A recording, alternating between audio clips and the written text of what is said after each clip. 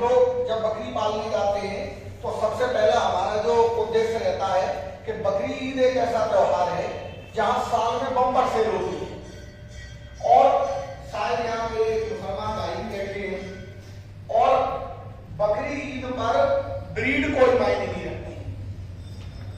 वहां तो जानवर तंदुरुस्त है, देखने में सुंदर है और कहीं से कटा फटा नहीं है तो वो बिक जाता है। तो वो तो हमारे दिमाग में है ही, लेकिन केवल बकरी ईद पर डिपेंड रहकर हम बकरी पालन नहीं कर सकते, क्योंकि वो तो साल में एक महीने की सेल है। मान लो आज आपने ट्रेनिंग कर ली, अब आप बाड़ा बनाएंगे, फिर जानवर लाएंगे और इस बकरी ईद आप जानवर नहीं बेच पाएंगे, आप बेचेंगे अगली साल। अब ये बताइए, क्या 1.5 साल तक जानवर को हम अपने घर से थोड़ी खिलाएंगे? नहीं खिलाएंगे। तो हमें अपने व्यवसाय को तो इस तरीके से बनाना है कि जल्दी अर्निंग आने लगे, जिससे हमारे ऊपर दबाव ना पड़े। और वो अर्निंग आती है हमारे लोकल मीट मार्केट से, लोकल मीट मार्केट से वो अर्निंग आती है। तो नस्ल को चुनने का दूसरा उद्देश्य हमारे लोकल मीट मार्केट से निकलता है कि हमें उस वजन के जानवर को प्राथमिकता देनी है जो हमारे जो लोकल मीट सेलर हैं वो उसको इजीली पकड़ सके और उसको बेच सके। मान लो किसी आप मीट सेलर की एक दिन की 30 किलो की सेल है, 30 किलो मीट वो पर डे बेचता है, तो वो 60-65 किलो से ज्यादा का जानवर आपका नहीं लेगा। क्यों नहीं लेगा? क्योंकि हर जानवर में उसके वजन का 50% मीट होता है। तो वो 60-65 किलो का जानवर काटेगा तो उसको 30 किलो मीट मिलेगा, जिसको वो एक दिन में बेच देगा। आज अगर आप उसका मीट नहीं सेल हो पाया, शाम को अगर 10 किलो बचता है तो अगले दिन वेस्ट हो जाएगा, वो अगले दिन नहीं बिकेगा। तो जो लोकल सेलर हैं वो हमेशा उस वजन का जानवर लेना पसंद करते हैं जिस वजन के जिसका मीट वो पूरे दिन में इजीली बेच सके। वो 30-30 किलो के 2 जानवर तो ले लेंगे, लेकिन 80 किलो का एक जानवर नहीं लेंगे।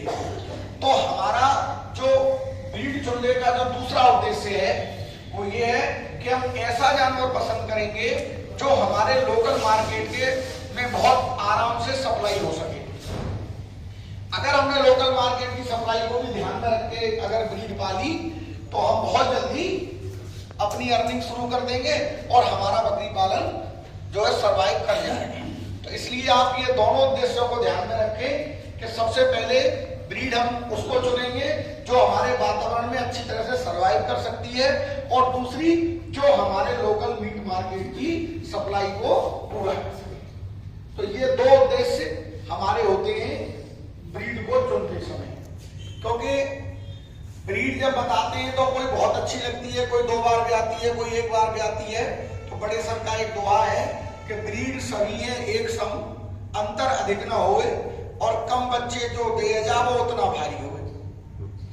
जो बकरी साल एक बार में 2 बच्चे देती है उसके बच्चे का वजन 40-45 किलो से ज्यादा का नहीं होता है एक का, और जो साल में 1 बच्चा देती है उसका जो बच्चे का वजन है वो 80-90-100 किलो तक हो जाता है।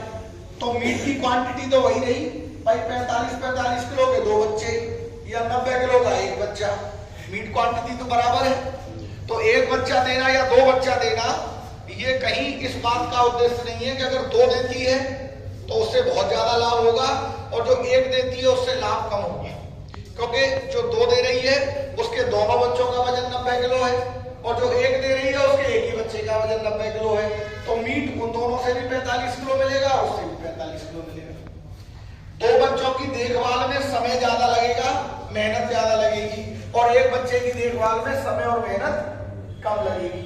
तो ज्यादा बच्चे देने वाली या कम बच्चे देने वाली बकरी को लेने या ना लेने से बहुत ज्यादा हमारे लाभ पर फर्क नहीं पड़ेगा। इसलिए हम इस बात को सोचकर ब्रीड नहीं चुनेंगे कि ये बकरी अगर 2 बच्चे देती है एक बार में तो ये हमें ज्यादा लाभ दे देगी, और जो 1 देती है वो हमको लाभ कम देगी। तो ब्रीड चुनने में केवल 2 ही उद्देश्यों को आपको ध्यान में रखना है, एक तो हमारे वातावरण की सर्वाइविलिटी और दूसरा हमारे लोकल मार्केट की सप्लाई को पूरी करती है। ठीक है। अब जब